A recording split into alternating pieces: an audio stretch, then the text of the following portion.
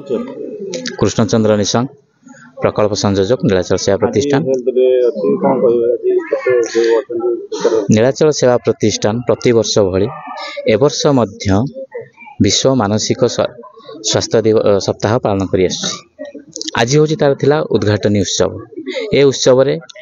नीलाचल सेवा प्रतिष्ठान rehabilitation home Kalyani जहाँ मैं हापु होम बोली कहूँ जो मानसिक असुस्थ पिला माने रहउछंती 596 जन पुरुष और महिला अंतेवासी मानकु नहीं आज तार उद्घाटन उत्सव आरंभ करथिला जो थिरे कि पिला माने जेभली भावे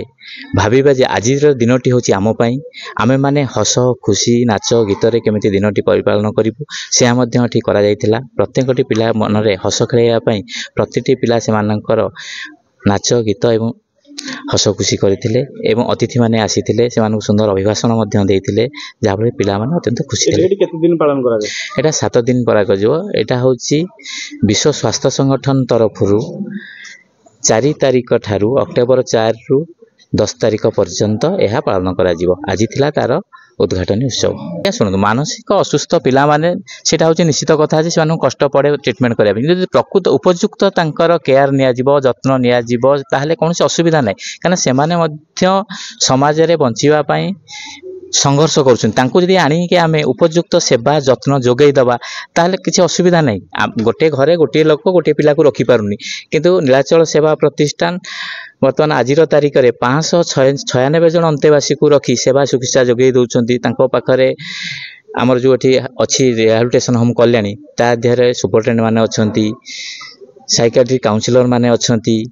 एवं क्लिनिकल साइकोलॉजिस्ट माने अछंती सोशल वर्कर माने अछंती मेडिकल स्टाफ माने अछंती केयर टेकर माने अछंती आया माने अछंती जो माने कि सेमानकर प्राणप्राण चेष्टा करी गोटे पिला किभली भावे सुस्थ हो पारिबो सेथिपई से माने जत्न नै थांती जाबरे पिला को सुस्थ मध्य करि थांती। गिरीश चंद्र महाराणा सीपीआईएम खोर्धा जिला संपादक। मेंटल वर्ल्ड हेल्थ वीक अछि कोन कहबे एवं जो पिलान आज अतिबाहित कले कोन कहबे केते खुशी अछन आनंद आज जो वर्ल्ड मेंटल हेल्थ वीक पालन कराउची ता विश्व रे पालन कराउची किंतु एटा आज भी एठी नीलांचल सेवा अनुष्ठान तरफ एठी पालन कराउची किंतु एठी आमे देखिलु जो पालन रे जो प्रकार अनुभव आसिला हमर हम बहुत खुशी अच्छु कहीं ना एठी पिला माने बहुत खुशी से माने बहुत आनंदर सहित सुस्थ भाव अछंती एवं तांको जो माने ट्रीटमेंट करुछंती एवं तांको जो माने शिक्षा प्रदान करुछंती से माने मध्य खुशी अनुभव करिसंती एवं एठू जो माने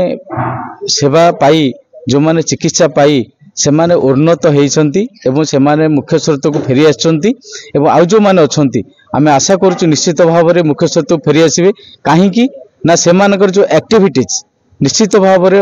हमको अनुकरण करूची जे से माने निश्चित भाव रे मुख्य स्रोत को फेरी आसीबे एवं समाज सहित से माने खाप खाई चलिबे तेणु सेहित पई आमे खुशी हबा सहित अनुष्ठान खुशी धन्यवाद दउछु एवं